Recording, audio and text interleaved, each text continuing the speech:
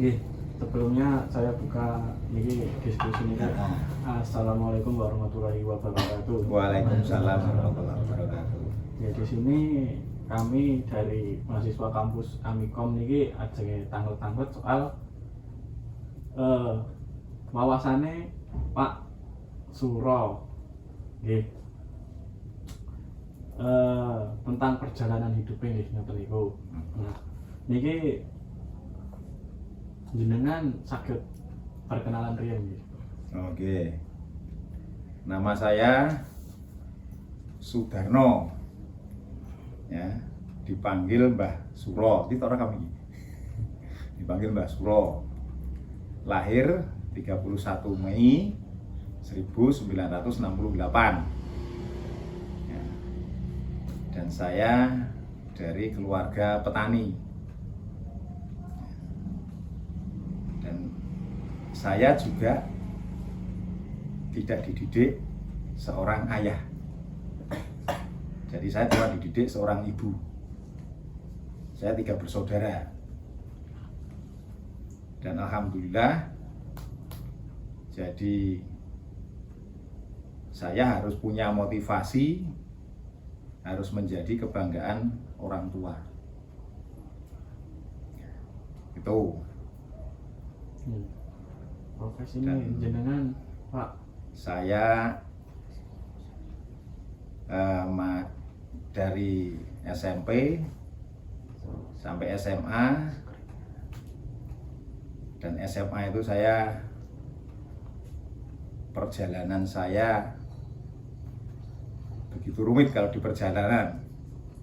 Jadi berusaha sendiri sampai saya sekolah itu sambil bekerja narik becak. Itu perjalanan saya agar saya bisa sekolah. Dan alhamdulillah sampai lulus. Nah, wes terus. Nggih, ngeten sing wau Pak, yang tadi motivasi awal Bapak memulai perjalanan menuju kesuksesan ini. Awal motivasi saya karena saya merasa diremehkan. Ya. Saya merasa diremehkan dari teman-teman atau dari kiwa tengen ibaratnya. Dan saya selalu dibully oleh teman-teman karena asal ambil rapot itu tidak bersama orang tua. Dan di SMA itu saya jual gorengan sama narik becak agar bisa sekolah. Dan saya harus lebih baik, dan saya harus bisa. Yang lain bisa, kenapa saya tak bisa? Tuh, yang membuat saya semangat. Mas Rafi, bisakah Bapak ceritakan tantangan terbesar dan bagaimana cara menghadapinya? Tantangan yang terbesar yaitu saya diremehkan orang. Tantangan terbesar saya diremehkan orang dan direndahkan orang. Dan saya harus bisa lebih dari mereka-mereka. Makanya saya belajar dan belajar, baik fisik dan otak harus tak asah terus. Di samping kita prihatin. Yang ketiga, siapa sosok yang paling berpengaruh dalam kehidupan atau perjalanan karir Bapak sejauh ini? Kalau saya, motivasi saya pewayangan Pendowo. Bukan orang atau legenda-legenda, tapi saya dengan wayang. Untuk yang keempat, selama Bapak menjalani karir jadi TNI ini, pengalaman apa yang bisa disebar ke kami semua sebagai anak muda agar bisa mempelajarinya? Maaf, kalau di perjalanan TNI itu riskan, saya sendiri nggak kuat karena saya lari. Ya, saya lari karena saya nggak kuat dengan gaji cuman 60.000 sebulan tahun 89. NRP saya 3 9 10 55 piro ya lali aku. Komplit. Makanya saya dibilang dis, iya, tapi saya tidak membawa nama yang jelek. Itu. Dan saya merubah, dan saya sebagai keamanan.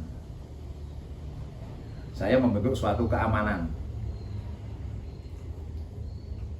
dimanapun tempat, baik di Bandung, mau di Sorek, Pekanbaru, Riau, sampai di Kalimantan. Alhamdulillah, model saya seperti itu. Selanjutnya, apa pesan atau nasihat yang ingin Bapak sampaikan kepada kita atau generasi muda yang akan datang ini? Kepada anak-anak muda, ya, jaga dan berpedomanlah kepada apa yang sudah ditetapkan oleh pendahulu-pendahulu kita. Terutama pegang teguh Pancasila dan Undang-Undang Dasar 45, terutama faham-faham komunis itu sekarang itu sudah masuk. Karena anak-anak muda sekarang tidak tahu faham-faham seperti itu. Gitu. Jadi tolong sejarah itu kalian pelajari, kalian ingat. Dan kalau kalian itu pengen sukses, walaupun kalian direndahkan, kalian diremehkan, lebih baik kalian diam tapi tunjukkan kenyataannya.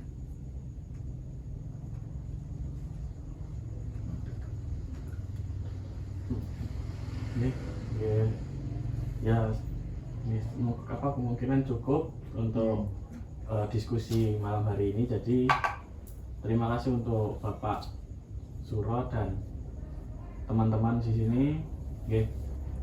Terima kasih. Assalamualaikum warahmatullahi wabarakatuh. Waalaikumsalam.